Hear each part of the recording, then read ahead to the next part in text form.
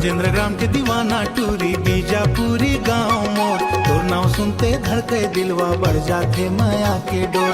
शहडोला पे हैं संगी करबो दिल यादगार, इमरो स्टूडियो पांडव नगर माँ खिंचाबो सुंदर फोटो यार। मुखड़ाओ लड़की राजेंद्र ग्राम के दीवाना टूरा, तोर माया गजब लगे, तोर संचलत चलत मोला हरदा सुहावन लगे। बाणगंगा के रोड में संगी हाथ धर के घूमन जाबो, हंसी खुशी के हर एक पन्ना फोटो बना के सजाबो। लड़का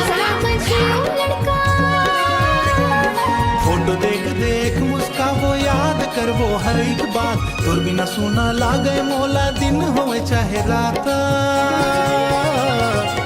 बीजापुरी के गली गली में गुंजे तोर मीठा नाम, तोर बर मोर धड़कन धड़के कैच मोर सपना के गाँव।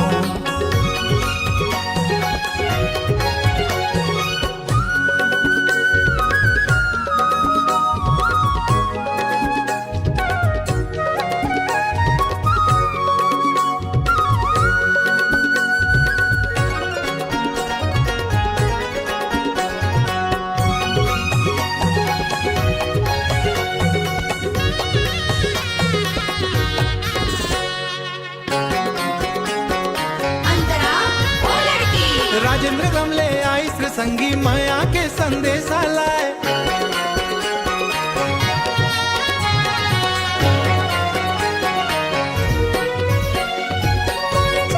सपना भर के हंस हंस जिंदगी सजाया, शहरों के बाजार घूमो संग खाओ मीठा पान। बाणगंगा के रोड में गुंजे तोर मोर माया के गाना। अंतरात्रियों दोनों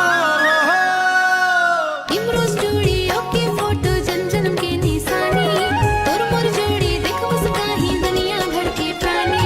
राजेंद्र ग्राम ले बीजापुरी तक गुंजे हमर प्यार, संगे बन के रहबो जिन भर यही हवा इकरार।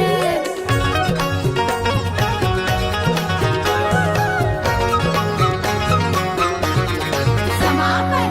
राजेंद्र ग्राम के दीवाना टूरी बीजापुरी गांव मोर, तोर नाव सुनते धड़के दिलवा बढ़ जाते माया के डोरा। बाणगंगा के